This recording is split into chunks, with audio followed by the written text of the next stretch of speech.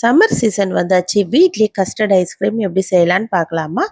இப்போ ஒரு அடிகனமான பாத்திரத்துல 1 கப் அளவுக்கு திக்கான பால், இது கூடவே 3/4 கப் அளவுக்கு சர்க்கரை சேர்த்துட்டு, இது நல்லா கொதிச்சு வர ஆரம்பிக்கட்டும் பால். கொதிச்சு வந்ததுக்கு அப்புறமா ஒரு மிக்சிங் பவுல் எடுத்து 2 டேபிள் ஸ்பூன் அளவுக்கு கஸ்டர்ட் பவுடர் கொஞ்சமா பால்ல சேர்த்து கரைச்சி, கொதிக்கிற பால்ல சேர்த்துட்டு நல்லா ஒரு 2, 3 நிமிஷம் நல்லா கலந்து விட்டோம்னா, இது போல திக்காகி வந்துரும். இப்போ ஸ்டவ் ஆஃப் பண்ணி விட்டுட்டு இது நல்லா ஆற வச்சிடலாம்.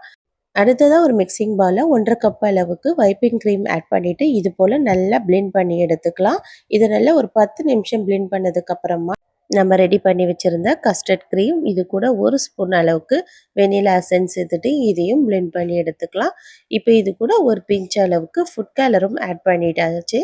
ஆட் பண்ணிட்டு இதையும் நல்லா பிளெண்ட் பண்ணிட்டு, இந்த கிரீமை அப்படியே 6 ஹவர்ஸ்க்கு ஃப்ரீசர்ல வச்சு எடுத்தோன்னா கஸ்டர்ட் ஐஸ்கிரீம் ரெடி. நீங்களும் ட்ரை பண்ணி பாருங்க.